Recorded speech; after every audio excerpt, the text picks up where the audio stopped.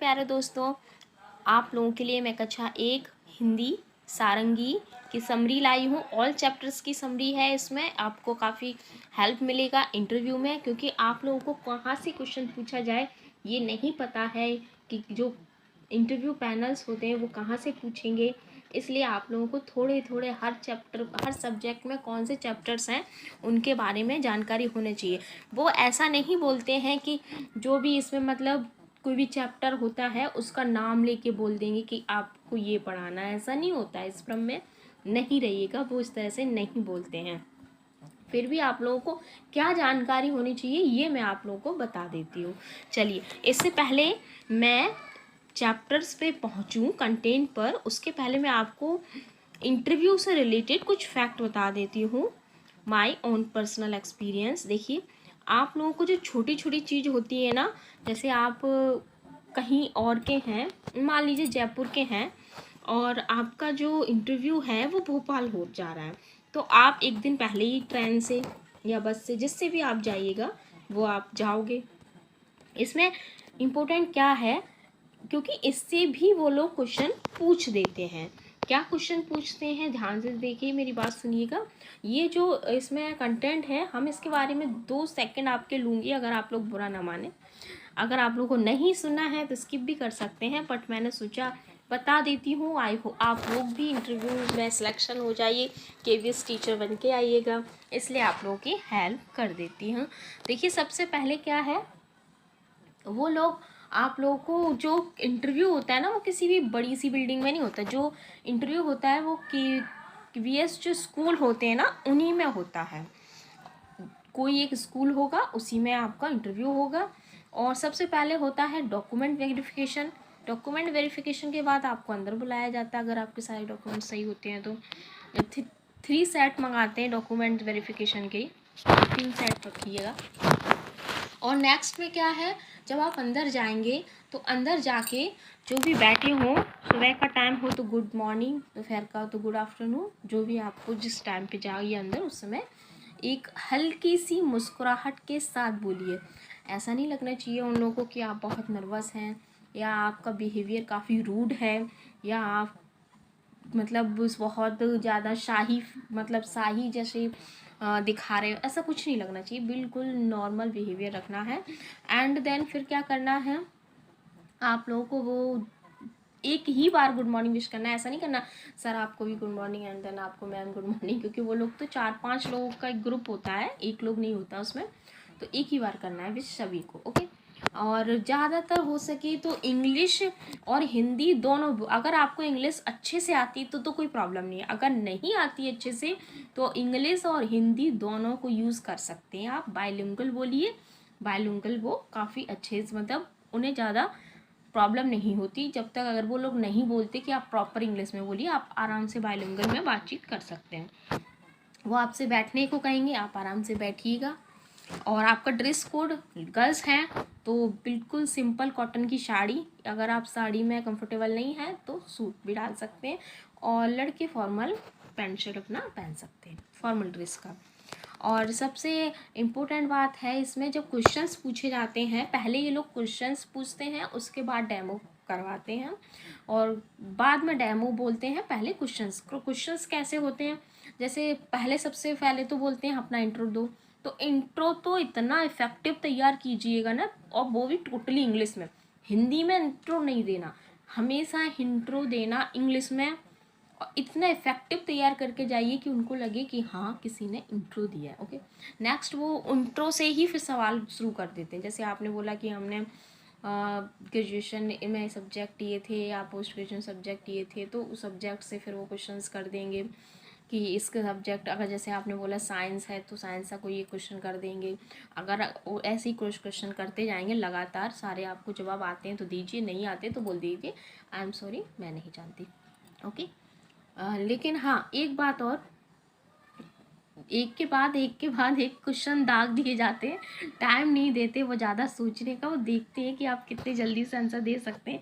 आपको अगर आता है तो दीजिएगा, नहीं आता है तो सॉरी बोल दीजिए, क्योंकि ऐसा कोई भी ब्रह्मांड में नहीं है जिसको सारे जवाब आते हैं, ओके। उन लोगों को कोई दिक्कत भी नहीं होती, वो लोग आप सॉरी बस ये देखना चाहते हैं कि आप किस तरह से जवाब दे रही हैं। उसके बाद सारे क्वेश्चंस के जवाब देने के बाद वो आपको जब बोलते हैं ना डेमो टीचिंग, हाँ डेमो टीचिंग की हम बात कर रहे थे। डेमो टीचिंग देने के लिए कोई वो एक टॉपिक, जैसे आप वो कहेंगे चले ठीक है आप पढ़ाइए, अगर आप पूछ लीजिए कि हम मतलब खुद से अपना टॉपिक पढ़ाएं या आप दोगे, तो वो टॉपिक ज़्यादातर दे देते हैं। कभी कभार बोल देते हैं कि जैसे मेरा टॉपिक था बादल, हाँ बादल टॉपिक था, तो बोला था कि आप बादल के बारे में कुछ बच्चों को पढ़ाइए। तो जो सामने पैनल्स है ना, उनको आपको बड़े नहीं समझना है कि ये बड़े लोग हैं, नहीं, उनको आपको बच्चे समझकर पढ़ाना है कि ये मेरे सामने एक बच्चे बैठे हैं। तो पहले ब्लैक बोर्ड पे लिखने से पहले कुछ भी जो उन्होंने टॉपिक दिया है उसके बारे में माइंड में छोटी सी कोई स्टोरी फटाक से बनाइए। बादल क्या है, और स्टोरी हमेशा बच्चों से घर से रिलेटेड होनी चाहिए, जो बच्चे आसानी से समझे। जैसे मुझे बादल दिया ना, तो बादल में क्या था, मैंने तुरंत बोला बच्चों आपने चाय बनती हुई देखी है, और उस समय क्या ना बच्चों को क्या पसंद होता है, मैगी। तो मैंने तुरंत बोला बच्चों आपको मैगी तो बहुत पसंद है, बताइए आप लोगों ने कभी भी मैगी बनती हुई देखी है घरों में। बोले हाँ। बोले उसमें आपने भाप जो धुआं उड़ता है वो देखा है। तो उस तरह से स्टोरी बना के तुरंत बताना है आपको। और एक और टॉपिक देते हैं सबसे ज़्यादा, वो हेल्पर्स, हाँ थर्ड क्लास में एक चैप्टर है हेल्पर्स का, वो टॉपिक बहुत देते हैं हेल्पर्स का। तो ये भी टॉपिक काफ़ी दिया जाता है हेल्पर्स का, तो ये भी तैयार कर सकते हैं आप। और स्टोरी से सुनाना है, एकदम से पढ़ाना नहीं है, एकदम से ब्लैक बोर्ड पर नहीं लिखना, पहले बच्चों को थोड़ी स्टोरी सुनाना है, फिर बोलते हैं चलिए तो आज हम लोग इसके बारे में पढ़ेंगे। फिर ब्लैक बोर्ड पर लिखना है, फिर उसका विषय लिखना है, सब्जेक्ट लिखना है, फिर उप विषय या फिर सब सब्जेक्ट इस तरह से लिखना है। उसके बाद आपको कंटिन्यू टीचिंग करनी है। और याद रखिएगा काफ़ी सारा एक्शन होना चाहिए आपके अंदर, हाँ जैसे बादल है तो वो हाथों को कोई अच्छा सा एक्शन करके दिखाना है। वो लोग अगर उन लोगों को टीचिंग आपकी अच्छी लगती है तो उनके चेहरे पे एक अलग सी मुस्कुराहट आ जाती है, आप लोग को पता चल जाएगा कि हाँ ये मेरा उनको पढ़ाना अच्छा लग रहा है। हाँ, और जो इंटरव्यू का टाइम होता है वो ज़्यादातर 25 से 30 मिनट चलता है। नॉर्मल जो इंटरव्यू मतलब जो अगर उन लोगों को पसंद है कि हाँ इसमें मतलब अच्छा पढ़ा रही है तो 25 से 30, और उनको कुछ अच्छा नहीं लगता है तो ज़्यादातर 10 से 15 मिनट में रिजेक्ट कर देते हैं। तो 25 से 30 मिनट आपका अगर इंटरव्यू चलता है समझिए आपका सिलेक्शन 99% है। 100% नहीं बोल सकती, पता नहीं पैनल्स का फिर क्या किस पे उनका मूड है। फिर उसके बाद पढ़ाने के बाद वो पूछते हैं, और हाँ हिंदी इंग्लिश मैथ ईवीएस सारे क्वेश्चंस पूछते हैं, वो हर सब्जेक्ट के पूछते हैं, करंट भी पूछते हैं। जैसे कि मेरे टाइम पे मुझसे पूछते थे एजुकेशन मिनिस्टर कौन है, तो करंट भी अगर आप लगाते न्यूज़पेपर पढ़ रहे हैं तो करंट भी तैयार होगा आप लोगों का। और करंट भी नॉर्मल क्वेश्चन पूछते हैं, ये मैथ के भी पूछते हैं। हिंदी का लास्ट में मुझसे कह दिया था हिंदी से मैंने आपसे कुछ नहीं पूछा, तो आप हिंदी के कुछ मुहावरे सुनाइए, तो 2 मुहावरे सुना दिए थे। और मैथ के क्वेश्चन भी पूछ देते हैं, ईवीएस का भी पूछ लेते हैं। सारे सब्जेक्ट में देखते हैं आप कैसी, क्योंकि आप प्राइमरी टीचर है तो आप कुछ भी सब्जेक्ट पढ़ाना सकता है। और सबसे एक और क्वेश्चन हर किसी से पूछते हैं कि आप केवीएस क्यों ज्वाइन करना चाहते हैं। तो इसका तो ना बहुत अच्छा आंसर तैयार करके जाओ, हो सके तो इंग्लिश में कर लो, नहीं तो बाइलिंगुअल कर लो, पर करो, बहुत अच्छा इफेक्टिव आंसर होना चाहिए। जैसे मैंने कुछ मुझे याद है उस समय जो मेरे माइंड में आया वो बोला, पर अच्छा था। मैंने बोला था कि केवीएस में काफ़ी सारी डाइवर्सिटी होती है, अलग अलग नेशंस अलग अलग जगह जाना जाता है, अलग अलग बच्चों को पढ़ाया जाता है, पढ़ाने का मौका मिलता है, अदर स्टेट्स अलग अलग। और सबसे अच्छी बात है जो हमारे आर्मी बीएसएफ ये सब होते हैं इनके बच्चे ज़्यादा होते हैं, तो हमें भी कुछ करने, देश के लिए कुछ करने का मौका मिलता है। ऐसे आप भी कुछ बोल सकते हैं। चलिए मैं केवीएस इंटरव्यू के बारे में चल के अपना जो मेन टॉपिक है हम उसे आज कवर करते हैं, हिंदी सामरिक। इसमें क्या है बेटा, सॉरी मैं बच्चों को पढ़ाती रहती हूँ इसलिए बेटा बेटा मुँह से निकलता है। हाँ देखिए इसमें क्या है कि जिसमें थीम्स दी गई हैं, इसमें इकाई पहली थीम्स है परिवार, तो आपको ना ये थीम्स पता होना चाहिए। तो इसमें ना मीना का परिवार, दादा दादी, रीना का दिन, रानी भी, इसमें सिर्फ परिवार जो है वो। दूसरी थीम है जीव जगत, जीव जगत में है मिठाई, 3 साथी, और वहाँ मेरे घोड़े, खतरे में सांप, जो भी हमारे जीव जगत में है वो दिया गया है। तीसरी थीम है इसमें हमारा खान पान, इसमें खान पान में क्या है, आलू की सड़क, झूलम झूली, भुट्टे फूली रोटी। एंड चौथी थीम है त्योहार और मेले, जो मेला बरखा और मेघा, होली, जन्मदिवस पर पेड़ लगाओ। 5वीं थीम है हरी भरी दुनिया। हवा कितनी प्यारी है ये दुनिया, चांद का बच्चा, सॉरी चांद का बच्चा। ये अगर आप लोगों को डिटेल में पढ़ना है ना तो मैंने इसके सारे चैप्टर्स पढ़ा रखे हैं यूट्यूब अपनी वीडियो इसी चैनल्स पे, सॉरी इसी चैनल पे पढ़ा है, आप जाके वहाँ से पढ़ सकते हैं। और अगर सिर्फ समरी चाहिए तो आप लोग यहाँ से कंटिन्यू। चलिए हम लोग अब फर्स्ट चैप्टर्स पे चलते हैं। फर्स्ट चैप्टर है हमारा मीना का परिवार। इसमें परिवार है तो मीना के परिवार, जो इसमें शॉर्ट समरी बता दूंगी आपको जल्दी जल्दी, तो आप लोग तैयार कर लीजिएगा। चलिए चलते हैं हम लोग। इसमें जो पहला चैप्टर है परिवार, जो एक इकाई है, सॉरी थीम परिवार, उसमें ना ये कुछ इस तरह से चित्र दे दिया, उसमें बच्चों के साथ बातचीत करनी है। फिर ये पहला कहानी है मीना का परिवार। मीना के परिवार में 7 लोग हैं। मैं इंपॉर्टेंट चीज़ बता देती हूँ, मीना के परिवार में 7 लोग हैं, दादा दादी, माता पिता, चाचा और मीना और उसका छोटा भाई दिवाकर। दिवाकर 3 साल का है, वह बहुत नटखट और चुलबुला है। मीना को अपने भाई के साथ खेलने में बहुत आनंद आता है। दिवाकर भागकर कमरे में केवाड़ के पीछे छुप जाता है। मीना उसे ढूंढ लेती है, जोर जोर से हंसता है। फिर मीना उसे गिनती सिखाती है, 1 2 3 4। तो मीना कहती है चाचा जी करते हैं हमको प्यार, ऐसे उस तरह से रिदिम में उसे सिखाने की कोशिश करती है। मीना और चाचा जी दिवाकर बरामदे में जाते हैं जहाँ दादा दादी और माँ फल काट रहे होते हैं और ये सब। चलिए थोड़ी देर में माँ सबको फल देती, सब लोग मिलजुल कर खुशी से फल खाते हैं, आपस में बातचीत करते हैं। फिर ये कुछ प्रश्न हैं, इस कहानी में कौन कौन है, तो हम बता सकते हैं दादा दादी, माता पिता, चाचा और छोटे भाई बहन दिवाकर। मीना के भाई का नाम क्या है? मीना के भाई का नाम दिवाकर है। अब आप अपने घर में कहाँ कहाँ छिप सकते हैं, बच्चों से इस तरह पूछे जाते हैं। 1 2 3 4 चाचा जी हमको करते प्यार, ऐसी जगह पे दादा दादा नानी किस चाचा जी की जगह पे और भी नाम इस तरह से जोड़कर लिख सकते हैं। फिर अगला है ये शब्दों का खेल। शब्दों का खेल, इस तरह आँख बंद करके बच्चों को बताइए पहली ध्वनि कौन सी है। नीचे इस तरह से कुछ शब्द लिखे हैं, लिखना है उनको। ये भी इस पर पेंसिल चलानी है बच्चों को और कुछ नहीं करना, इससे आपके कोई इम्पोर्टेंट नहीं। हाँ आगे फिर ये है खेल गीत। खेल गीत में हमको चंदा मामा दूर के, जनरली हम लोगों ने बचपन में सुनाई होता है, तो उसी तरह को बच्चों को गा के सुनाना है। चंदा मामा दूर के, पुए पकाए पूर के, आप खाएं थाली में, मुन्ने को दे प्याली, प्याली गई टूट, मुन्ना गया रूट, और आपको ये सब पता ही है।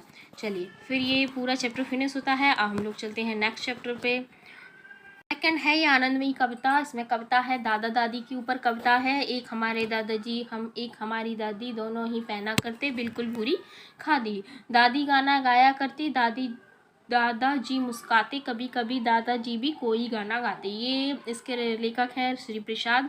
तो ये कविता है दादा दादी पे जो सूती कपड़े पहनते हैं। इस कविता में दादा दादी की जगह आप नाना नानी कहकर फिर से दोहराई इस तरह बच्चों को। हम जैसे आपको उस समय अगर जैसे वो बोले ना, इंटरव्यू वाले पैनल जो ज्यूरी होती है वो बोले, अगर जैसे कि सॉरी ज्यूरी, हाँ तो अगर वो बोले कि कुछ दादा दादी के ऊपर कविता सुनाइए तो इस तरह से सुना सकते हैं। और फिर बच्चों से बोलिए, चलिए बच्चों, उन्हीं लोगों को आपको बच्चे बोल रहा है, ये नहीं करना है कि वो लोग बड़े हैं, वो लोग कहते हैं, अगर नहीं कहें तो मैं बता देती हूँ, वो लोग खुद कहते हैं मान लीजिए हम बच्चे हैं और आप हमें बच्चे समझ के पढ़ाइए, तो आप बच्चे उस तरह कह सकते हैं कि नाना नानी को अब इसी तरह से चलो गाते हैं। फिर झटपट कहिए, झटपट कही में बच्चों को सिखाया जाता है अप्पू के अप्पा, अपम लेने अनोखे अनंत नगर आए, घर घर घड़ी, इस तरह से। इसमें कुछ और भी प्रश्न हैं, अगर आप लोग देख सकते हैं। ये कुछ प्रश्न बच्चों के वर्कशीट के लिए होते हैं और इस तरह से चैप्टर फिनिश होता है। हम लोग चलते हैं थर्ड चैप्टर में। तीसरा चैप्टर है रीना का दिन। इसमें बच्चों को बताया जाएगा कि हम मतलब पूरा जो हमारा दिन होता है, जो हमारे इसमें अंदर जो गुड हैबिट्स होती हैं, अच्छी आदतें, उन्हें हम किस तरह से विकसित करना है, इस तरह से बच्चों को आपको समझाना है। जैसे हर दिन रीना सुबह जल्दी उठती है तो बताना है सुबह जल्दी उठना अच्छी आदत होती है। उठकर बिस्तर को ठीक से लगाती, मतलब खुद से बिस्तर सीख करना चाहिए, इस तरह से बच्चों को बताना है। नीम की दातुन करती है, अपने दांत साफ करती है, मतलब ब्रश करना है।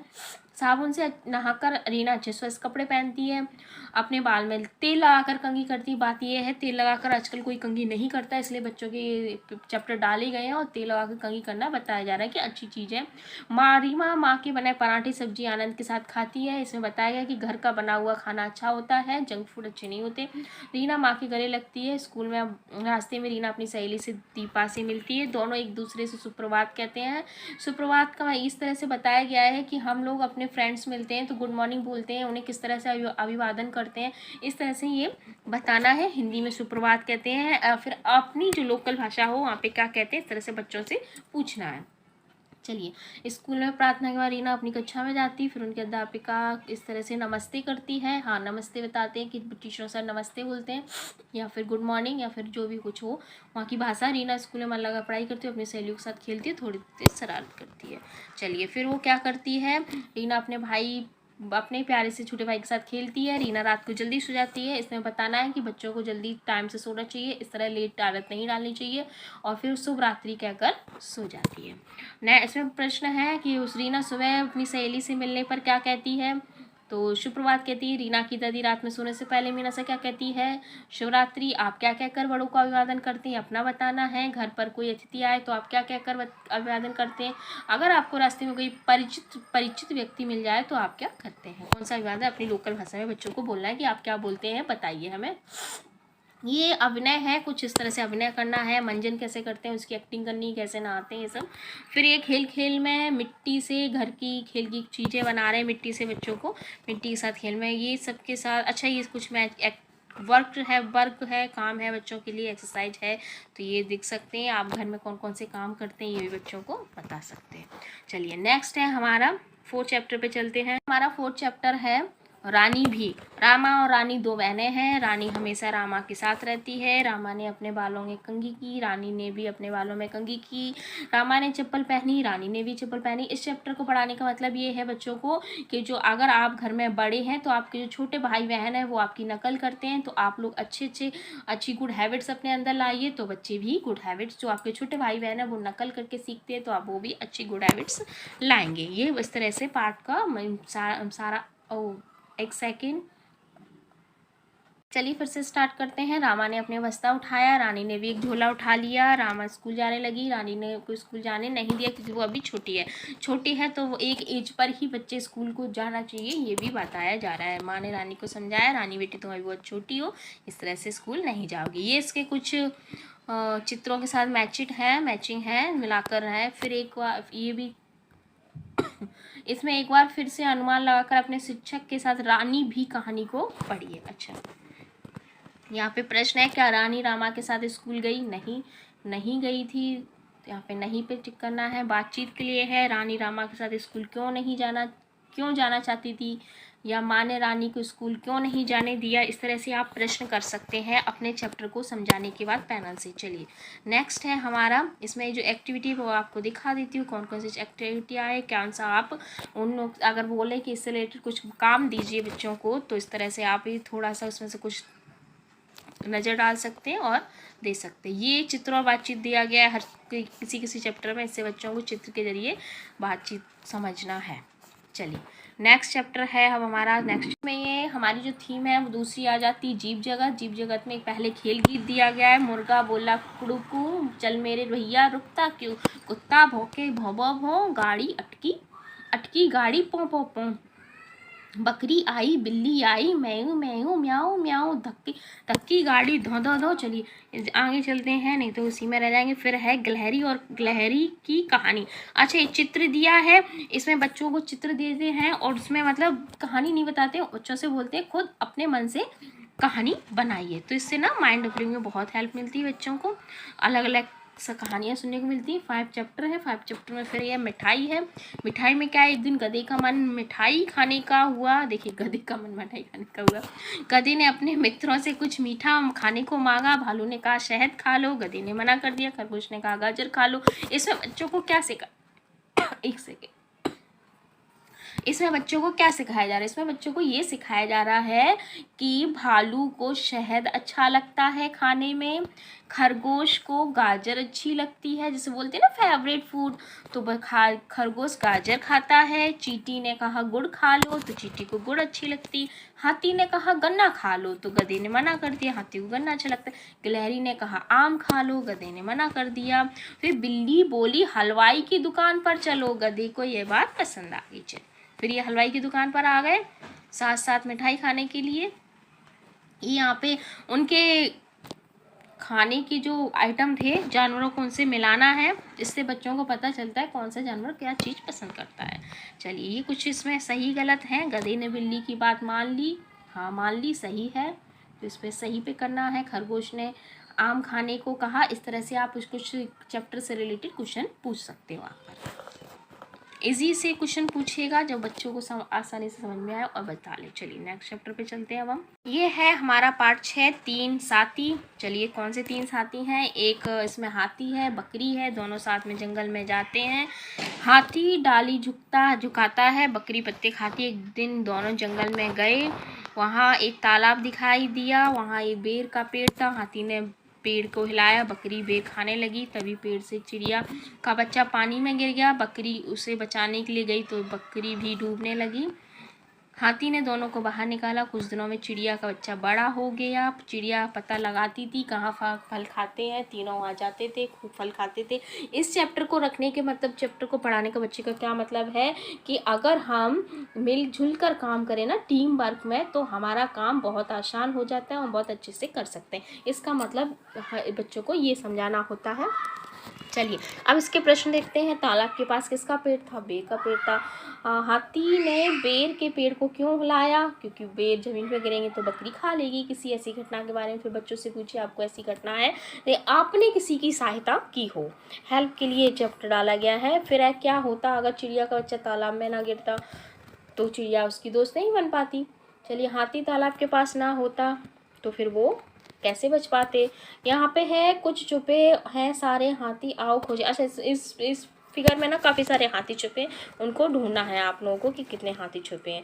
पहले क्या हुआ, ये अब इसमें ना जो हमने कहानी पढ़ी उसको चित्रों के साथ दे दिया गया है, तो हमें लिखना है कौन सा पहला था, कौन सा पिक्चर्स पहली थी। तो पहली पिक्चर्स ये थी, इसी तरह से लिखना है। चलिए मैं आपको आगे बताती हूँ।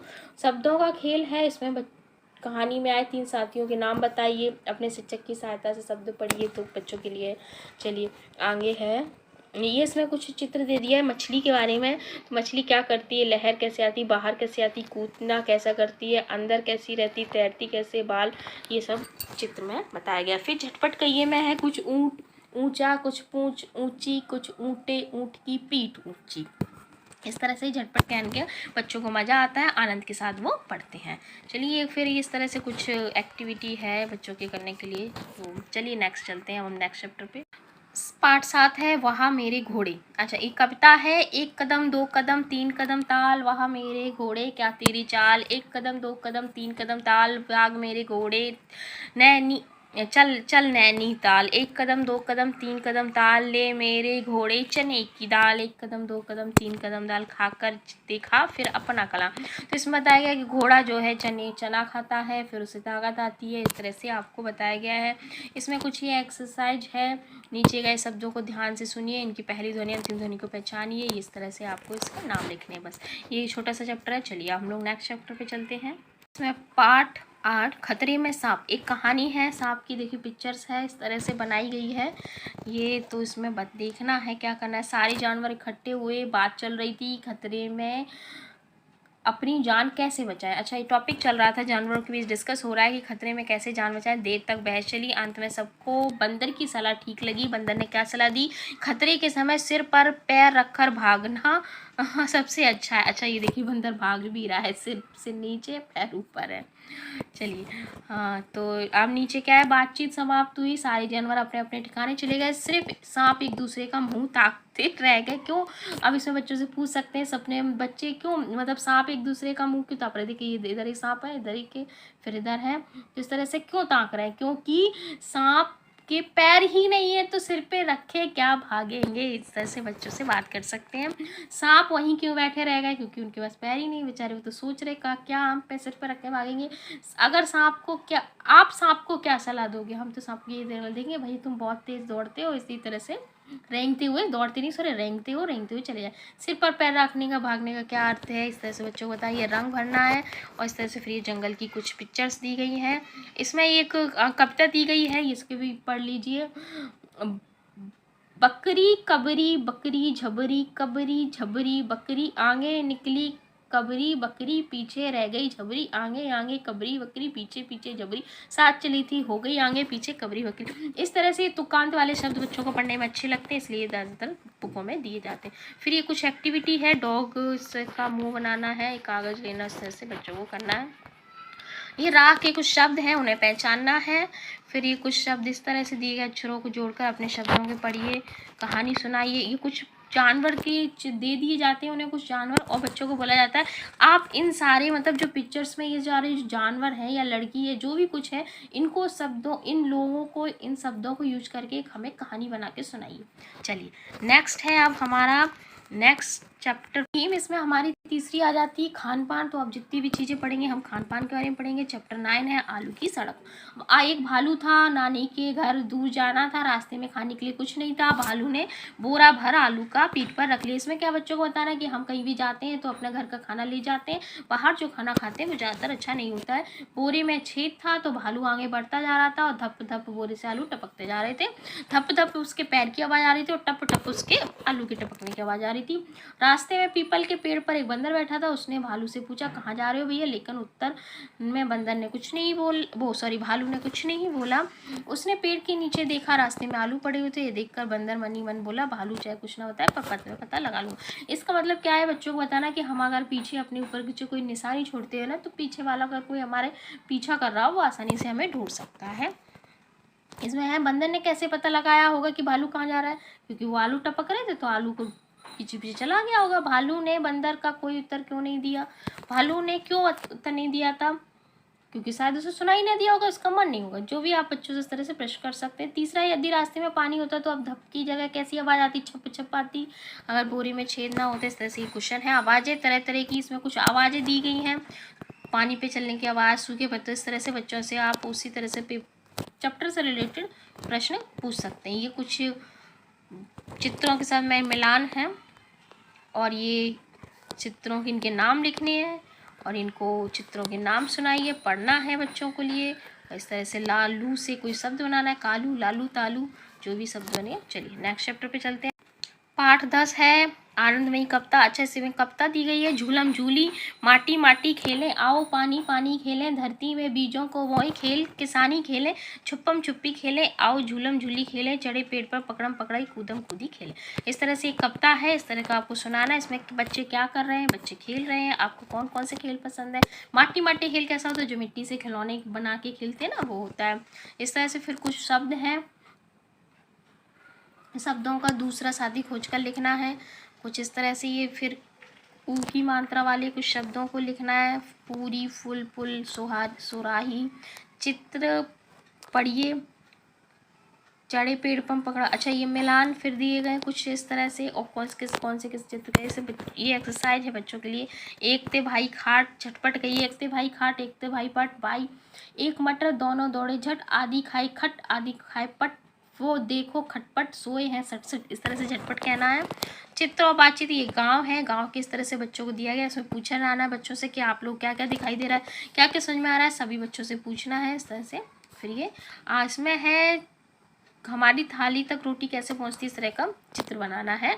तो ये चित्र बनाना है बच्चों को। पाठ 11 भुट्टे।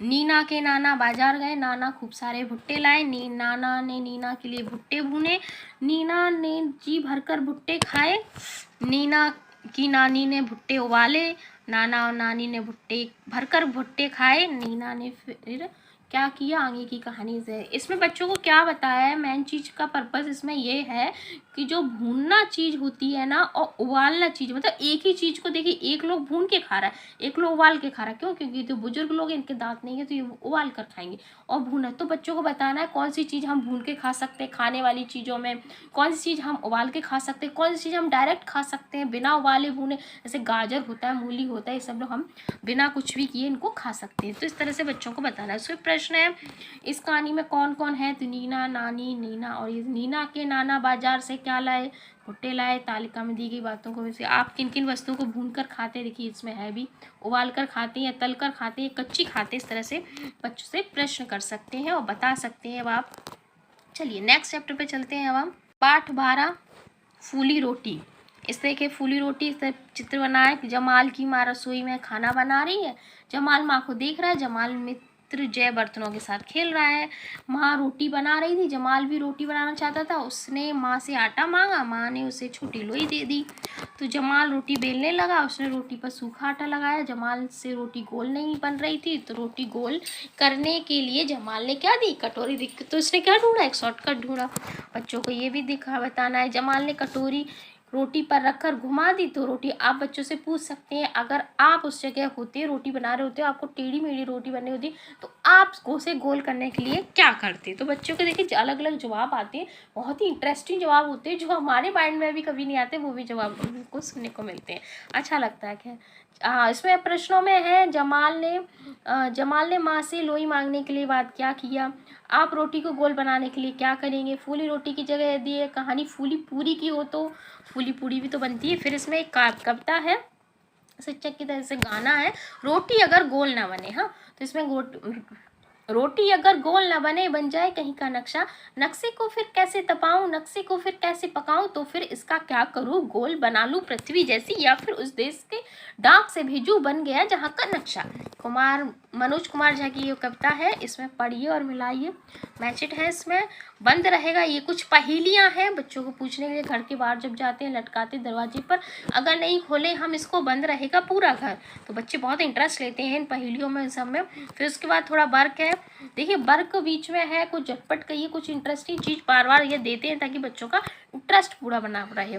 फिर ये झटपट कहिए, कच्चा पापड़ पक्का पापड़, इस तरह से बार बार बुलवाइए। भालू को आलू भाया, भाया भालू को आलू। और बच्चों से कहिए कि हम इसी तरह से कुछ और भी बना के झटपट कहिए कि अपने मन से कुछ सुनाए हमको।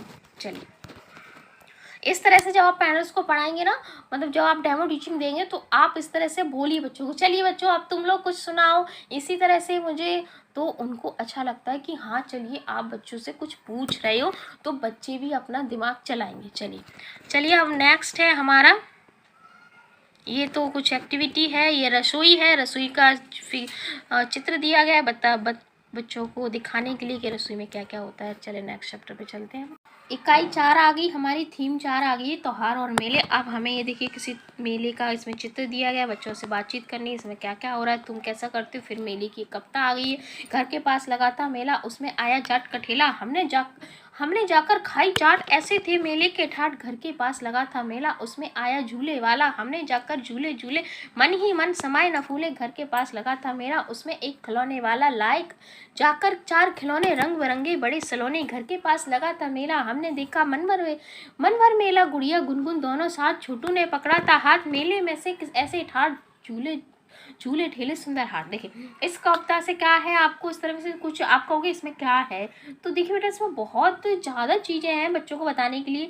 जैसे हमने मेले में क्या क्या खाते हैं, आपके यहाँ पे मेले में तो बच्चों के ना अलग अलग बच्चे जगह जगह के भी में क्या स्पेशलिटी है, बच्चे कई जगह से आए होते हैं, एक स्टेट के नहीं होते हैं, तो वो अलग अलग बताते हैं। झूले कौन कौन से किसको पसंद है, खिलौने आप लोग क्या क्या लेते हैं।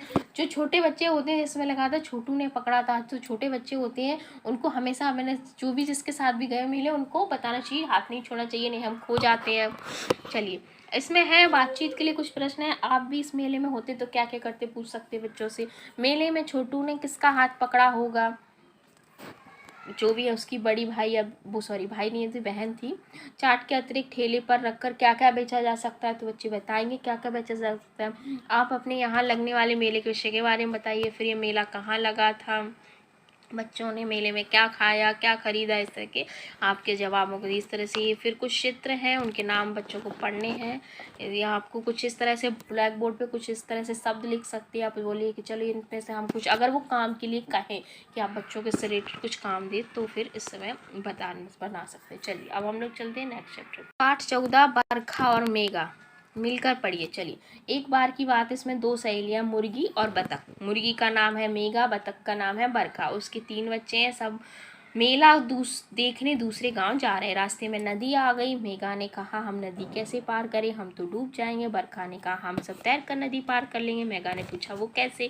बरखा ने सबको पास बुलाया, अपनी जुगत बताई और सब खुशी से उछल पड़े। तो बस उसे पूछा कैसे जुगत बताई, और बच्चे जो थे ना मुर्गी और बतख के, तो उन बच्चों को कैसे पहचानेंगे कि देखिए, तो उनके बताइए कि जो पैर के पंजे आपको देखो इसमें अलग दिख रहे हैं, तो ये कहानी जैसे आप पढ़ाएंगे ना, तो बताइएगा कि देखिए बच्चों इस तरह से जो पैर मुर्गी के होते हैं ना, वो इस तरह से होते हैं अलग अलग, और जो बतख के होते हैं ना, तो उनमें या बीच में जो गैपिंग होती है, यहाँ पे ना खाल सी जुड़ी होती है, तो इस तरह से ये अलग नहीं होते, यहाँ पे खाल जुड़ी होती है। और चोंच का अंतर होता है, एक चोंच मुर्गी की ऐसी होती है और बतख की थोड़ी उठी हुई ऐसी होती है। चलिए इस तरह से अंतर बताइएगा आप बच्चों को पढ़ाते समय।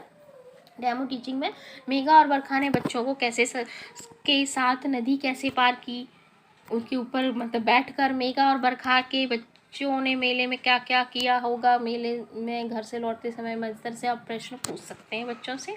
चलिए पाठ आपका खत्म होता है। नेक्स्ट पेज पाठ है 15, ये भी कविता है होली के ऊपर। रंग रंगीली होली आई, सबके मन को होली भाई, खेले कूदे खुशी मनाए, ढोल बजाकर होली गाए, निकल पड़ी मित्रों की टोली, सबने मिलकर खेली होली, आओ लाल गुलाल उड़ाए, पिचकारी से रंग उड़ाए, पुए और पकवान बनाए, जो घर आए उसे खिलाए, सबके अपने गले लगाएं, होली का संदेश सुनाएं। इसमें बता सकते हैं बच्चों को कि आपके घरों में जो होली में कौन कौन से पकवान बनते हैं, आप लोग कैसे खेलते हैं, कलर्स ज़्यादा तो नहीं लगाते, आंखों में नहीं डालना चाहिए।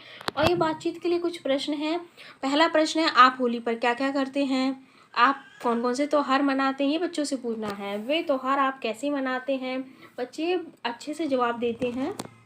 छोटे समूह में अपने मित्रों के साथ मिलकर इन प्रश्नों के उत्तर लिखिए। कविता में किस त्यौहार की बात की गई, तो होली की बात की गई। कविता में खाने कौन सी वस्तुएं के नाम आए, इस तरह से आपको शब्दों में बनाना है, पढ़ना है, और जो और शब्द है उसको घेरा लगाना है। ये कुछ ऐसे शब्द हैं, इनको लिखने हैं, इनके नाम बताने हैं और इनको मात्रा लगा के लिखनी है। फिर बोलना ही झटपट कहिएगा। माला ने मेले से मैं माला माला ने मेले मैं माला से माला खरीदी और मेले के मटर मक्का मावा मालपुए माला ने खाए। इस तरह से झटपट कहना है। चलिए अब हम चलते हैं नेक्स्ट चैप्टर में। पाठ 16 इसमें कविता है। जन्म दिवस पर पेड़ लगाओ, जन्म दिवस पर पेड़ लगाओ, हरा भरा संसार बसाओ, जन्म दिवस पर पेड़ लगाओ, हरियाली से है खुशहाली, सुंदरता मन को हरने वाली पेड़ों और प्रकृति का नाता जैसे हो बच्चों की माता, फूल और फल तुम पाओ जन्म दिवस पर। इसमें बच्चों को बताना कि हमें जन्म दिवस पर पेड़ लगाना चाहिए। इसके लेखक है राजा चौरसिया। हमें अगर हम लोग जन्मदिन पे पेड़ लगाएंगे तो सोचिए हर बर्थडे पे एक पेड़ लगाएंगे तो कितनी हरी भरी दुनिया हो जाएगी। बच्चों के इमेजिन करने के लिए बोलिए। आप अपने जन्मदिन कब मनाते हैं, बच्चों से पूछिए। आप अपने जन्मदिन पर क्या क्या करते हैं, कविता में जन्मदिन पर क्या करने के लिए कहा जाता है, और पता कीजिए, लिखिए। इनके जन्मदिन है, दादा दादी नाना नानी के जन्मदिन है। सामान ले वाले से फल, कल, माता पिता, इस तरह से हरियाली खुशहाली सामान बढ़ वाले हैं। सही शब्द को लिखना है। इसमें से शब्द पेड़ों के नाम छट कर लिखना है। अपने घर के आसपास के 4 पेड़ों के नाम लिखने हैं बस। चलिए नेक्स्ट ये थीम 5 है, हरी भरी दुनिया। पार्ट 17 है हवा। ऊपर नीचे दाएं बाएं हवा चलती साएं साएं, मुन्नी को छेड़कर चढ़ गई पेड़ पर, हाथ नहीं आऊंगी दूर में खड़ी हो जाऊंगी, मुन्नी बोली हंसकर हवा रानी बसकर, पकड़ तुझे मैं लाऊंगी फुग्गी में ले जाऊंगी, शिव चरण सरोवर। आप लोग ये मत सोचिए कि आप लोगों की कविताएं रट के जानी है, रट के नहीं जानी है। वो लोग तो सिर्फ एक टॉपिक देंगे, जैसे बोल देंगे हवा के बारे में बच्चों को पढ़ा, तो आप कुछ भी कह सकती हो। जैसे आप ये कविता एक दो बार पढ़ोगे ना तो आपको इतना तो याद रहेगा ना कि बच्चों को हम बोलेंगे हमारे आसपास से जो छूकर गुजरती है, पेड़ों पे चढ़ती है, तो उन्हें पता रहेगा कि हाँ आपने बुक को थोड़ा बहुत पढ़ा है, आपको नॉलेज है। सारी पोएम्स को रट के नहीं जाना है, वरना कितना रटोगे, रटना नहीं है, अपने दिमाग से समझ के पढ़ाना है बच्चों को। मान लीजिए अब चाहिए कुछ चित्रकारी है, तो ये चित्रकारी के लिए कुछ प्रश्न दिए गए हैं, और इसमें ये फिर कोई चित्र दिया है, उससे कुछ प्रश्न पूछे गए हैं। ये कुछ इस तरह एक्टिविटी दी गई। चलिए नेक्स्ट चैप्टर पे चलते हैं। हमारा पार्ट 18 कितनी प्यारी है दुनिया। और अगर आप लोगों को इस वीडियो से हेल्प मिलती है तो प्लीज़ सब्सक्राइब कीजिए, लाइक कीजिए एंड शेयर कीजिए, और कमेंट भी कीजिए आप लोग को वीडियो कैसा लगा। मुझे हवा प्यारी लगती, सूरज और बारिश भी, मुझे धरती प्यारी लगती, समुद्र और आसमान भी, मुझे चिड़िया प्यारी लगती, जानवर और मछलियाँ भी। तो इस तरह से आपको टॉपिक दिया जाएगा कि आप कुछ दुनिया के बारे में या बच्चों को बताइए कितनी प्यारी दुनिया है। तो आप बता सकते हैं कि जो हमारे आसपास हवा है, सूरज है, बारिश है, वो कितना अच्छा लगता है, धरती है, समुद्र है, आसमान है, चिड़िया है, मछली है, मुझे फूल प्यारे लगते, फल भी, मुझे किताबें अच्छी लगती, अपने कपड़े खिलौने माँ बाप, ये सब जो हमारे आसपास की दुनिया है वो हमें कितनी अच्छी लगती है। कुछ प्रश्न हैं, उन प्रश्नों के उत्तर आप पूछ सकते हैं बच्चों से। ये कुछ और वर्कशीट दी जाती है बच्चों को। फिर हरी भरी दुनिया के बारे में ये चित्र दिया जाता है, उसमें बच्चों के साथ बातचीत की जाती है। इनके नाम लिखने हैं। चलिए ये हमारी कविता है चांद का बच्चा। आप देखते हैं चांद का भी कोई बच्चा हो सकता है। देखिए वह देखो वह निकला चांद, अम्मा तुमने देखा चांद, यह भी चांद बच्चा। अगर जैसे बोला जाए ना, जैसे आप लोगों को वहाँ पे कि हमें चांद के बारे में पढ़ाइए या फिर मून के बारे में, तो आप ना बता सकते हैं कि जो चांद है वो कभी बच्चा बन जाता है, कभी मीडियम बन जाता है। तो बच्चे देखें आपने कभी, पहले वो छोटा होता है, फिर वो धीरे धीरे बड़ा होता है, फिर एक दिन वो गायब हो जाता है। तो इस तरह से आप अपने चांद के बारे में बच्चों को बता सकते हैं। इतना दुबला दुबला इतना पतला, ये पूरी एक्यूरेट पोयम आपको याद नहीं होगी आई नो, बट आप इसके पढ़ के ना थोड़ा सा याद रहेगा आपको। इतना दुबला इतना पतला कब होता ऐसा चांद, अम्मा उस दिन जो निकला था वह तो गोल बड़ा सा चांद, बादल से हंस कर उस दिन खेल रहा था चांद, छुप जाता था निकल जाता था, वह तमाशा कर चांद अपने बच्चे को भेजा है, घर में बैठा होगा चांद, ये भी एक दिन बन जाएगा अच्छा गोल बड़ा सा चांद। अच्छा अम्मा तुम कल कल तुमने मुझको कहा था मेरा चांद। ये अफसर मेहती की रच इसके लेखक हैं।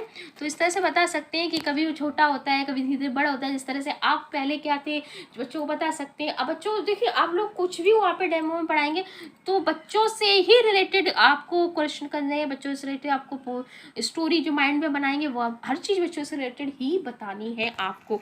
बता सकते हैं जैसे चांद बनाए कि आप लोग बेटे बहुत छोटे थे, आप लोगों ने अपने फ़ोन में ना जैसे पेरेंट्स के फ़ोन में फ़ोटो देखी होगी, उस समय आप कैसे धीरे धीरे क्रॉलिंग करते थे, घुटवन घुटवन चलते थे, फिर आप धीरे धीरे कर, तो इसी तरह से चांद भी बड़ा होता है, कभी ऐसा होता है फिर कभी थोड़ा बड़ा होता है, फिर थोड़ा इस तरह से आप स्टोरी उन लोगों को सुना सकते हैं। ये कविता किसके विषय में है? चांद के विषय में। कविता का नाम चांद का बच्चा क्यों रखा गया और इसका आप क्या दूसरा नाम देना चाहेंगे? कुछ एक्सरसाइज है। फिर ये कौवे की कहानी, इसमें चित्र दिया है, उससे आप बच्चों से बोलिएगा किस तरह से, अगर वो बुक देते हैं तो, अगर वो बुक वैसे आई थिंक सो बुक नहीं देते हैं, बुक वो नहीं देते हैं और आप लोग को ऐसे ही पढ़ाना होता है। काफ़ी लोग बोले तो बुक देते हैं, बुक नहीं देते हैं। कौन परिंदा बोले, अब इस बार नया देने लगे तो पता नहीं, बट पैसे नहीं देते हैं। अभी कुछ खेल खेल में है, कौन परिंदा चूचू बोले, कौन पर इसमें ना बच्चों को पूछना है, हम प्रश्न पूछेंगे कौन परिंदा चूचू बोले, तो बोला चिड़िया होती जो गौरी है वो चूचू बोलती, कौन परिंदा गुटरगू तो कबूतर बोलता है, कौन परिंदा पीहू पीहू तो पपीहा बोलता है। इस तरह से ये शब्दों का खेल है। फिर ये हमने 3 चीज़ें देखी, ये भी एक पोयम है छोटी सी। हमने 3 चीज़ें देखी बाबा, 3 चीज़ें देखी। हमने देखा बाग में भालू, वह तो खा रहा था आलू, उसका नाम था कालू। सब कुछ लय में होना चाहिए इस तरह से। चलिए इस तरह से ये अक्षर गीत है। अक्षर गीत ये लास्ट में आ से अना दड़िम्बी कहलाता, हम चूज़ करिए। मैं आप लोग को दिखा देती हूँ, अगर वो लोग ओलम बोलने के लिए नहीं, जो वर्णमाला है वो नहीं बोलते पढ़ाने के लिए, और अगर शायद बोल दें तो आप लोग ये देख सकते हैं। चलिए अगर आप लोग को अच्छा लगा है तो लाइक कीजिए, सब्सक्राइब कीजिए और कमेंट में बताइए आप लोग कैसा लगा है। मैं आगे नेक्स्ट वीडियो इंग्लिश या मैथ में किसी की समरी बना के डाल देती हूँ, आप लोग को हेल्प मिलेगी। Bye bye.